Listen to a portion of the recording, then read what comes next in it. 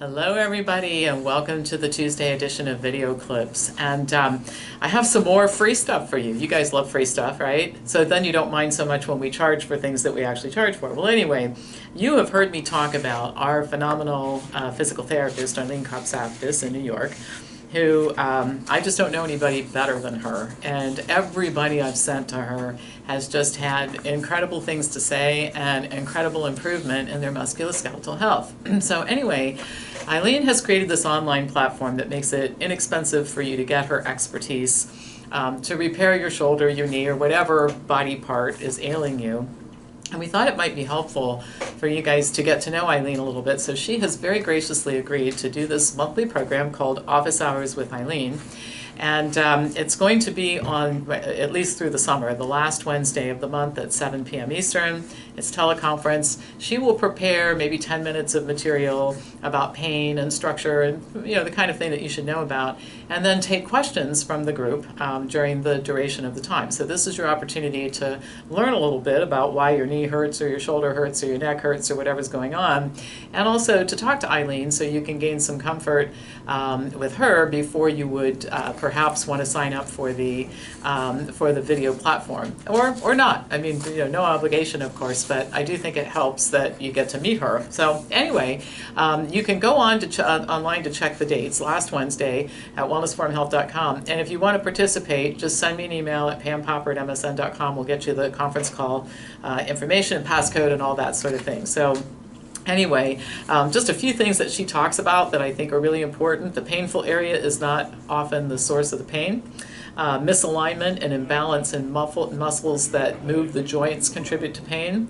Diet and food choices and dehydration can contribute to pain, and poor circulation, as in cardiovascular disease, is often the cause of pain. So those are just a few things that I don't think are talked about enough in the pain business. And by the way, I don't know if you saw, but she was on Cheryl Atkinson's Full Measure on network television a couple weeks ago. We've gotten some great feedback over that too. So, and then just a couple of things. Remember, we are less than a month away from the start of the summer Celebrity Series, Diet and Lifestyle, with our instructors like Dr. Alan Goldhammer, Dr. Ralph Moss, Dr. Mark Schultz, Dr. Esselstyn, Dr. Barnard, Dr. Anthony Lim. If you have wanted for a long time to be live and interactive on conference calls with people of this caliber, and then the usual suspects like me and Eileen and others that regularly teach this course, we only do this every 3 years because it's very expensive to do. So this is your last chance for another couple years.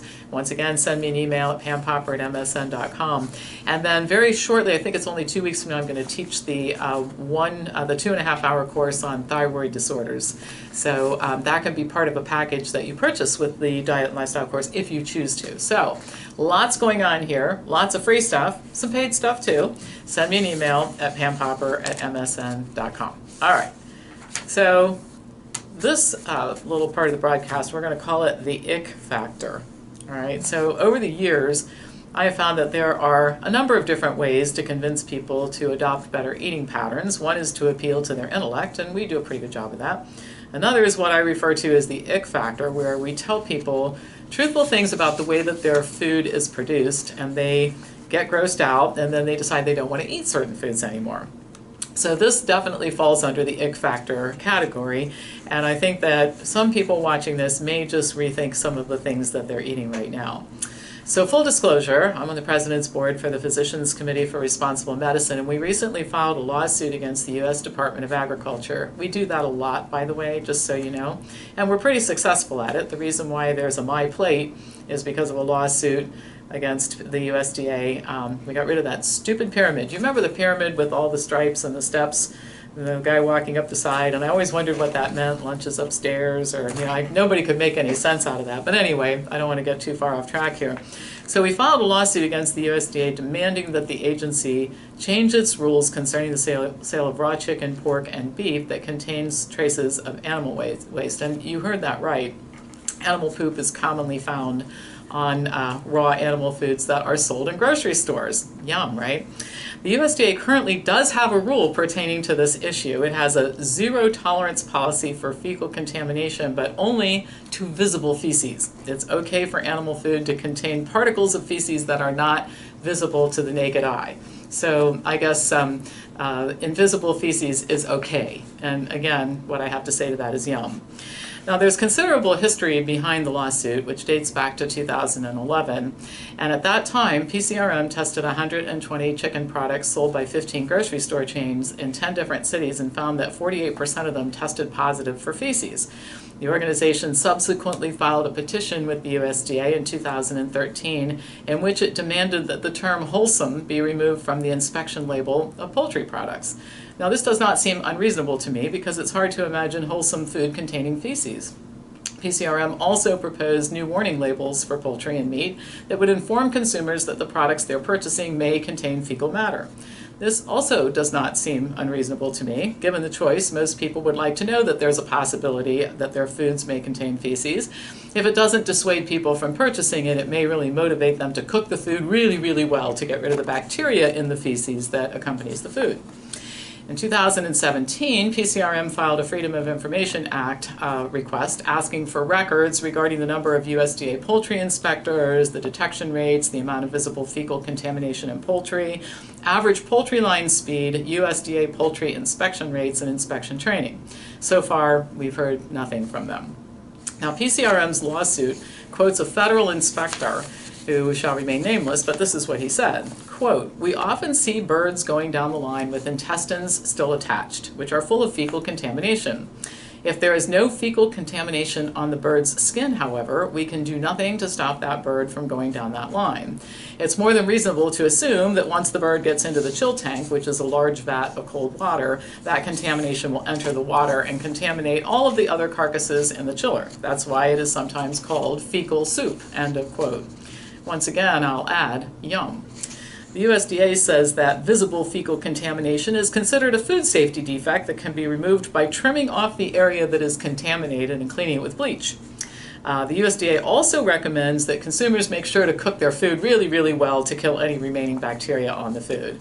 I'm trying to think of how much cooking would have to be done in order for me to feel comfortable eating this, and I just can't come up with a timeline on that. In its lawsuit, PCRM asks the USDA to respond to its original petition. According to federal law, government agencies are supposed to respond to petitions within a, quote, reasonable time, but this doesn't define what that timeline actually should be. Now, I know that federal agencies like the USDA are really busy doing important things, like helping fast food restaurants develop menu items that contain more cheese. I'm not kidding on this. In 2003, the USDA report to Congress on dairy promotion programs included information about how the government assisted fast food restaurants like Wendy's and Pizza Hut in increasing cheese consumption by adding it to menu items. Isn't this good to know that our government does this? Taco Bell introduced a steak quesadilla that used 8 times more cheese than any other item on its menu at the time. Pizza Hut made 2002 the Summer of Cheese. A 12-week promotion resulted in the sale of 102 million additional pounds of cheese during that summer alone at Pizza Hut. Wendy's introduced the Cheddar Lovers Bacon Cheeseburger and during one 4-week period sold sandwiches that collectively contained 1.5 million additional pounds of cheese. So I find this really interesting because one branch of government is encouraging the cheese eating, and then another branch of the government is paying for the health effects of all the cheese eating. Okay, think about the people on Medicare, Medicaid, that sort of thing. So as busy as these activities are no doubt keeping the USDA personnel, it seems that 6 years should be enough time to respond to almost anything a citizen or citizen group asks for. However, that hasn't happened yet. PCRM also points out the failure of USDA to respond to the FOIA requests for information regarding inspection practices. Federal agencies are required to respond for FOIA requests within 20 days of receipt. So in addition to being a little bit lax in reference to food safety, in my mind, safe food does not contain feces. It seems that the USDA just does not feel obligated to follow the law either.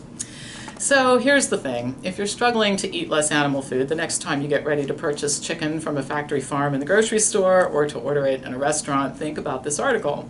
Now, do you really want to spend your time making sure the food is cooked well enough so that the bacteria in the feces are killed?